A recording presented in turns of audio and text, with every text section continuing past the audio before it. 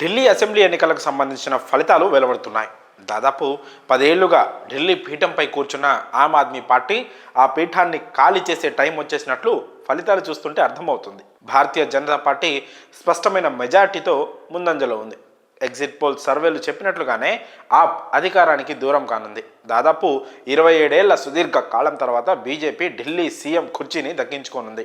ఆప్కు మరో భారీ ఎదురుదెబ్బ ఏంటంటే ఆ పార్టీ నాయకులు అరవింద్ కేజ్రీవాల్, అతిషి కూడా వెనుకంజలో ఉండడం. వారిద్దరు కూడా ఓడిపోయే సూచనలు కనిపిస్తున్నాయి. మరి ఢిల్లీ అసెంబ్లీ ఎన్నికల్లో ఆప్ ఓటమికి ప్రధాన కారణమైన ఓ 5 అంశాలేంటో ఇప్పుడు మనం తెలుసుకుందాం.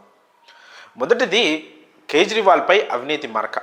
ఒక నిజాయితీ గల అధికారిగా పేరు సంపాదించి ఆ తర్వాత రాజకీయాల్లోకి ఒక సంచలనంగా దూసుకొచ్చిన అరవింద్ కేజ్రీవాల్ యావత్ దేశాన్ని తన వైపు చూసేలా చేశారు. 2013 డిసెంబర్లో తొలిసారి ఢిల్లీ ముఖ్యమంత్రి పదవిని చేపట్టిన కేజ్రీవాల్ ఆ తర్వాత కొన్ని రోజులకే రాజీనామా చేశారు. మళ్ళీ వరుసగా 2 సార్లు అసెంబ్లీ ఎన్నికల్లో విజయం సాధించారు. తన ఆమ్ ఆద్మీ పార్టీని ఇతర రాష్ట్రాలకు కూడా విస్తరించారు. దేశ రాజకీయాల్లో కీలక వ్యక్తిగా మారుతున్న తరుణంలో ఢిల్లీ లిక్కర్ స్కామ్ ఆయనపై అవినీతి మరకను వేసింది.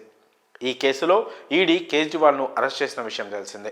గోవా అసెంబ్లీ ఎన్నికల సందర్భంగా 45 కోట్ల రూపాయలు చేతులు మారినట్లు ఈడీ అభియోగాలు మోపింది.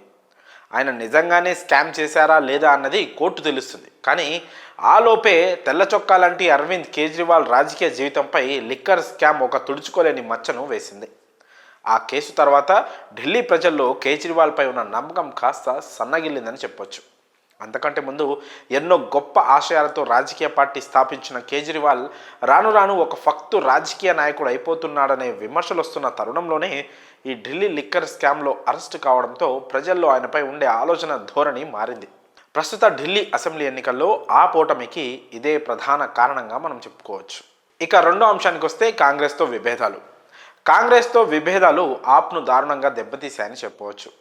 2024 పార్లమెంట్ ఎన్నికల్లో కలిసి పోటీ చేసిన ఆప్, కాంగ్రెస్ అసెంబ్లీ ఎన్నికల్లో మాత్రం విడివిడిగా పోటీ చేశాయి. ఇందుకు ప్రధాన కారణం కేజ్రీవాల్ అనే చెప్పుకోవాలి. ఎందుకంటే ఒంటరిగానైనా సరే అసెంబ్లీ ఎన్నికల్లో ఖచ్చితంగా గెలుస్తామనే ధీమాతో కాంగ్రెస్తో పొత్తు వద్దనుకున్నారు కేజ్రీవాల్. ఈ నిర్ణయమే ఆప్ను దారుణంగా దెబ్బతీసింది. ప్రస్తుతం వెలువడుతున్న ఫలితాల్లో ఆప్ ఓట్ షేర్ను కాంగ్రెస్ పార్టీ దారుణంగా చీల్చింది. ఆ ఓటు షేరు చీలకుండా ఉండుంటే ఆప్ మరోసారి అధికారంలోకి వచ్చి ఉండేది. ఆప్, కాంగ్రెస్ కొట్టుకొని బీజేపీకి మేలు చేశాయని ఇక్కడ మనం చెప్పుకోవచ్చు. ఇక మూడోది వచ్చేసి బీజేపీ గ్రౌండ్ వర్క్, వాళ్ళు ఇచ్చిన హామీలు. ఒకవైపు ఆప్పై అవినీతి ఆరోపణలు, కేజ్రీవాల్ అరెస్ట్, కాంగ్రెస్తో పొత్తు లేకపోవడాన్ని బీజేపీ అద్భుతంగా క్యాష్ చేసుకుందని చెప్పవచ్చు. పోయిన పరువును కాపాడుకునే పనిలో ఆపుంటే బీజేపీ మాత్రం గ్రౌండ్ లెవెల్లో మంచి వర్క్ చేసిందని సర్వే ఏజెన్సీలు కూడా చెప్తున్నాయి. ప్రతి ఓటర్ను ఇంటి వద్దకు వెళ్ళి కలుస్తూ అద్భుతమైన పోల్ మేనేజ్మెంట్ చేసింది బీజేపీ. అలాగే ఎన్నికల సమయంలో సంకల్ప్ పత్ర పేరుతో బీజేపీ ఇచ్చిన హామీలు కూడా ఢిల్లీ ప్రజలను విశేషంగా ఆకట్టుకున్నాయి. మొత్తం 3 విడతల్లో బీజేపీ తమ మేనిఫెస్టోను విడుదల చేసిన సంగతి తెలిసిందే. అందులో ఉచితాలు కూడా భారీగానే ప్రకటించింది. ఇక 4వ అంశం వచ్చేసి గాడి తప్పిన పాలన. గత 10 ఏళ్ల కాలంగా ఆ పాలన గురించి మాట్లాడుకుంటే అధికారంలోకి వచ్చిన తొలినాళ్లలో ఆప్ పనితీరు అద్భుతంగా ఉంది. కానీ రాను రాను మిగతా పార్టీల్లాగానే ఆప్ కూడా మారిపోయిందనే విమర్శలు మొదలయ్యాయి. ప్రజలు ఏం ఆశించి కేజ్రీవాల్కు అధికారం కట్టబెట్టారో ఆ అంచనాలను అందుకోవడంలో ఆయన విఫలమయ్యారనే వాదన కూడా కొనసాగింది. కేజ్రీవాల్తో పాటు ఆ పార్టీ నేతలు సిసోడియా లాంటి వారిపై కూడా పలు అవినీతి ఆరోపణలు రావడంతో కూడా ఆ ప్రతిష్టను దెబ్బతీసింది. ఇక చివరి అంశం ప్రజల్లో వ్యతిరేకత. ఢిల్లీని ఆప్ దాదాపు 10 ఏళ్ల పాటు పాలించింది. ఈ 10 ఏళ్ల కాలంలో మిగతా రాజకీయ పార్టీల కంటే కూడా ఆ ప్రభుత్వం మంచి పరిపాలన అందించని చెప్పొచ్చు మనం. కానీ ప్రజల్లో ఆమ్ ఆద్మీ పార్టీపై అలాగే అరవింద్ కేజ్రీవాల్పై ఉన్న అంచనాలు బాగా పెరిగిపోయాయి.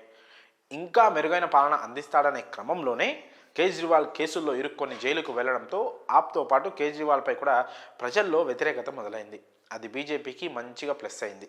మొత్తంగా ఢిల్లీ ముఖ్యమంత్రి పీఠం ఆప్ చేజారడానికి కేజ్రీవాల్ స్వయంకృత అపరాధమే ఎక్కువ అనే నిజాన్ని మనం ఒప్పుకొని తీరాలి. మరి ఢిల్లీ అసెంబ్లీ ఎన్నికలు 2025లో ఆప్ ఓటమి దిశగా వెళ్ళడానికి కారణాలేంటో మీ అభిప్రాయాలను కామెంట్స్ రూపంలో తెలియజేయండి.